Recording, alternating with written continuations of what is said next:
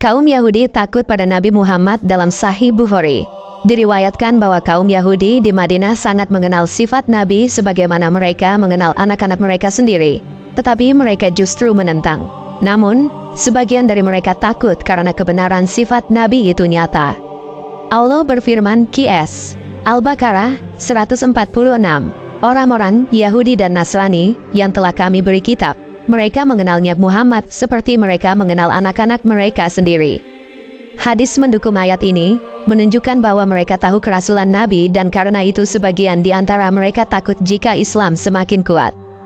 2. Kaum Yahudi takut berperang dengan umat Islam. Rasulullah bersabda, "Aku diberi 5 perkara yang tidak diberikan kepada seorang pun sebelumku. Allah menjadikan aku ditolong dengan rasa takut yang ditanamkan ke dalam hati musuh sejauh perjalanan sebulan." Hadis Bukhari nomor 335, Muslim nomor 521. Hadis ini menjelaskan bahwa orang-orang Yahudi dan musuh lainnya sering ketakutan hanya mendengar nama Nabi, bahkan sebelum terjadi peperangan. 3. Pohon dan batu memberi kabar tentang Yahudi di akhir zaman. Dalam hadis akhir zaman, Rasulullah bersabda, tidak akan terjadi kiamat hingga kaum muslimin memerangi orang-orang Yahudi, lalu orang Yahudi bersembunyi di balik batu dan pohon. Maka berkatalah batu atau pohon, "Wahai muslim, wahai hamba Allah, ini ada Yahudi di belakangku, kemarilah dan bunuhlah dia." Kecuali pohon garkat, karena ia adalah pohonnya orang Yahudi.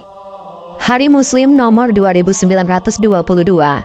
Hadis ini menunjukkan ketakutan orang Yahudi di akhir zaman, karena bahkan benda mati pun akan membongkar tempat persembunyian mereka. Jadi, hadis yang ditakuti oleh orang Yahudi diantaranya adalah hadis tentang rasa takut musuh yang Allah tanamkan ketika menghadapi Nabi. Hadis tentang janji akhir zaman bahwa umat Islam akan memerangi mereka hingga pohon dan batu pun bersaksi sebelum Nabi lahir. Sejak dahulu kala, para rahib Yahudi dan pendeta Nasrani memiliki catatan dari Taurat dan Injil yang menceritakan akan datangnya seorang Nabi terakhir. Dalam kitab mereka ada tanda-tanda yang jelas, Nabi itu akan datang dari tanah Arab, membawa syariat terakhir, dan menjadi cahaya bagi seluruh umat manusia. Sebagian rahib Yahudi di Madinah sudah lama menunggu, bahkan mereka sering berkata kepada orang-orang Arab, "Akan datang seorang nabi akhir zaman. Bila ia lahir, kami akan berperang bersama dia, dan kami akan mengalahkan kalian sebagaimana kaum Ad dan Samud binasa." Namun, ketika Nabi Muhammad benar-benar lahir dan tumbuh besar, mereka terkejut.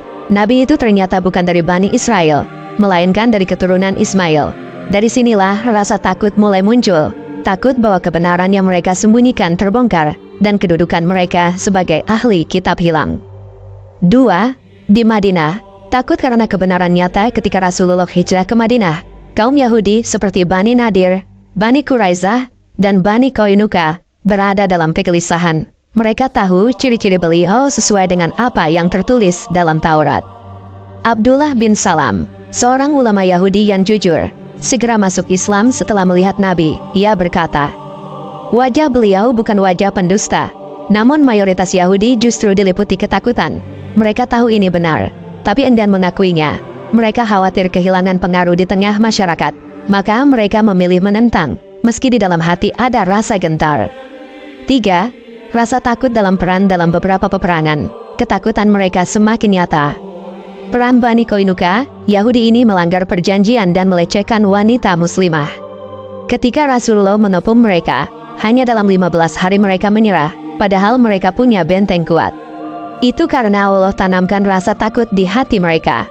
Perang Bani Nadir, mereka berencana membunuh Nabi dengan menjatuhkan batu besar dari atas benteng. Allah memberitahu Nabi melalui wahyu, lalu mereka pun diusir. Mereka keluar dengan penuh rasa malu dan takut, padahal harta benda dan benteng mereka masih banyak. Perang Bani Quraizah, saat sekutu Quraisy mundur dalam perang Ahzab, kaum Yahudi Quraizah gemetar.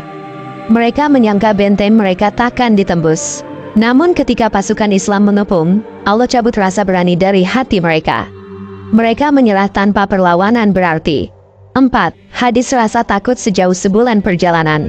Rasulullah pernah bersabda, "Aku ditolong dengan rasa takut yang ditanamkan ke hati musuh sejauh perjalanan sebulan."